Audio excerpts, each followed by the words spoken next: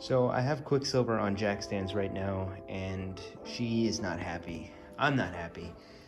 So I undid the splash shield underneath just so we can get a view of the pulley, which is right over there. I don't know if it is the pulley. That is one of my guesses as to why the car started to stall and why it started to die. My friend said it could have been the timing, but I hope to God it's not the timing, because timing belts are due every 100K. I know this is an old car, but this car has been very well kept, taken care of. I don't think it'll be the belt, but if it is the belt, then I'm in trouble, because then I have to fuck with timing and make sure they're lined up, get a belt. So it's just gonna be a pain. Another thing that he said might be an issue is the distributor cap. Maybe the timing isn't advanced. So I gotta fuck with the timing, which is, again, something I don't want to do. I'm not happy about this. I've been trying so hard to calm down, to relax. I've been looking at forums on what to do. But yeah, this car is stalling. I don't know why. I don't think it's a transmission. I honestly think it's the pulley, but I could be wrong.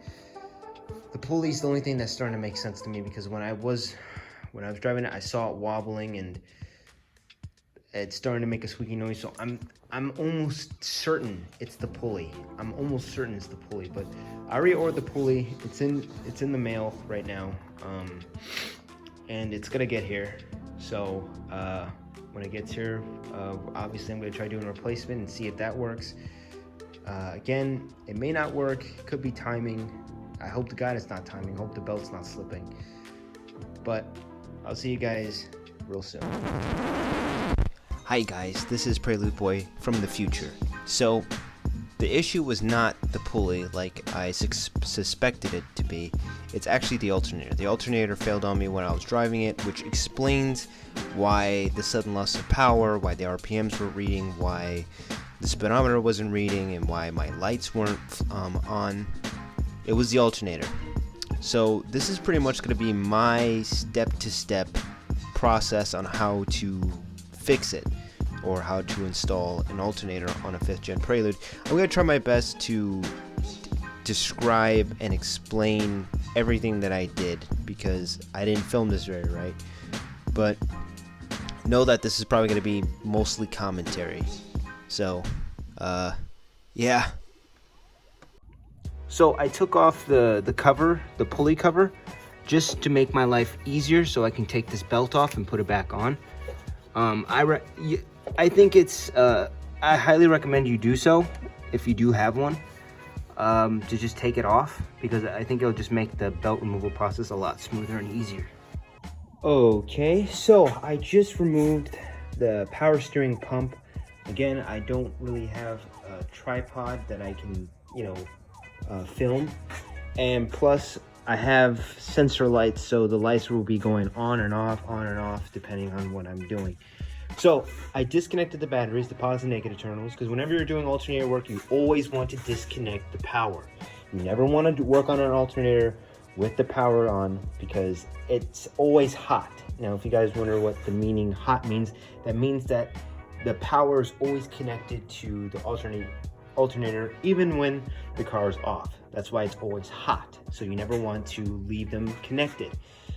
So I am going to start loosening the bolts for the alternator. There's one 12mm bolt right there, and then there's one beneath the belt there. I will show you guys more pictures when I am through. So now I got the belt off. Once you get that bottom bolt off, you can push this down, and when you push that down, you should be able to get the belt off as such.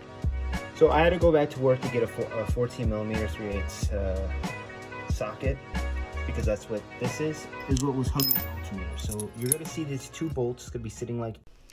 So you don't have to take this bracket out. This bracket is basically to hold up the bolt so you can do the tensioning on the alternator. I'm gonna show the bracket in a little bit, so please stay tuned. This in there, right down there where, I don't know if you can see that, right there.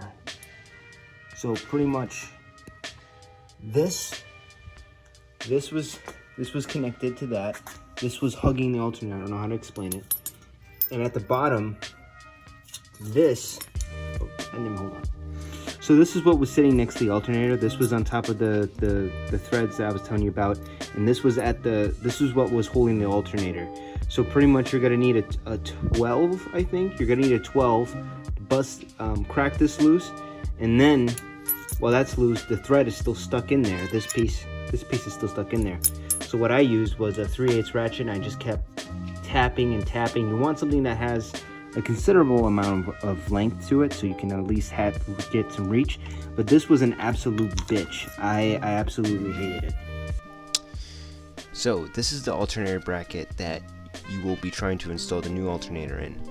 Now, if you look at the top, that is the top mount. That is where the top of the alternator goes. You pretty much put your 12mm bolt through the holes, through the alternator holes, and then you tighten it down. Now, the bottom one is way more complicated than the top. I messed up on this, and it ended up really messing up my belt tension. The bottom is pretty much meant for belt tensioning.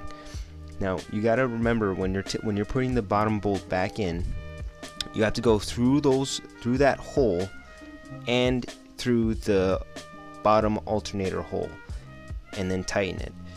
I missed the alternator hole, and I tightened it down, and I couldn't adjust my belt tension, so whenever I started the car, it would squeak.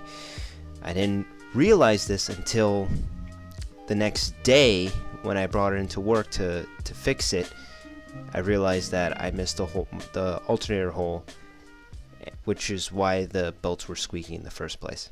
Oh, what a bitch. I had to wiggle this thing out to make sure that, just to get it off, and my God. So this is the alternator, and there goes the power steering pump. Oh my God. And as you can see here, that's an OEM Denso. Is this OEM? I don't know if it is, but there's your alternator, ladies and gentlemen. So I'm gonna take this to AutoZone. I'm gonna get it tested to make sure that the alternator is bad. If it's not, then my second guess is that it is the drive belt. Well, actually, is this the right one? Yeah, this is the right one. You probably can't see this, but this belt has cracks in it. So I think I might replace that as well. So I just went to AutoZone and I got a Duralast alternator. This is remanufactured. The good thing about these is that this is actually lifetime warranty. Limited lifetime warranty. So as long as I still have the Prelude, which I'm planning to keep for a very long time, I can get as many alternators as I want. As long as I return the defective one, I will get a replacement. I got a lifetime warranty, so that's great.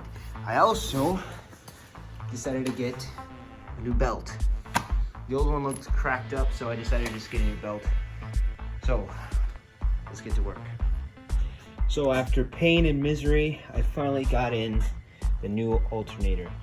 I did test it. This is the new belt. This is the new belt I have. I'm sorry if you cannot see. So that's the new belt. I decided to put on a new belt because I figured if I'm gonna replace alternator, why the hell not?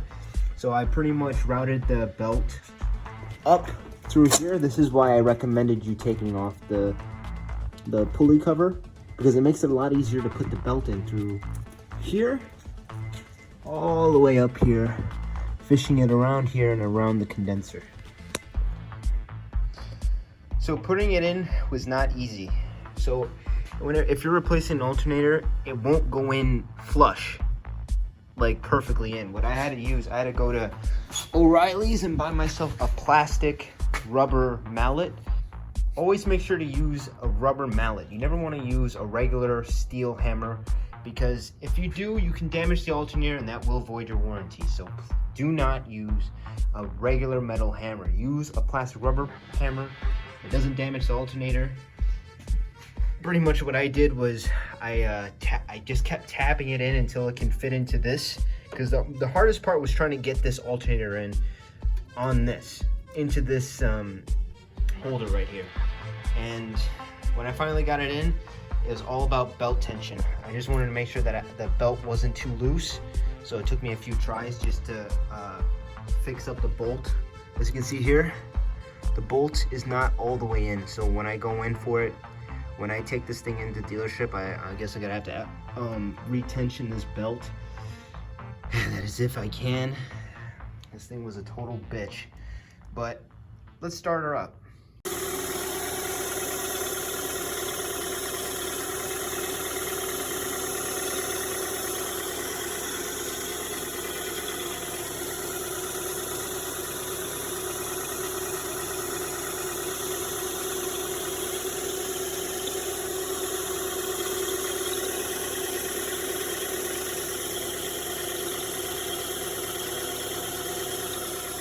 So, she still squeaks. It's the power steering pump. For some reason, she's dripping power steering fluid, so I still need to figure that out. But she's fucking done. She can run now. That's all I want. That's all I want is for her to run. Now she runs. So I think I'm done messing around with her. It's almost 10 o'clock. I need to get to bed. I'll give you guys an update in the morning. Okay, there goes the lights.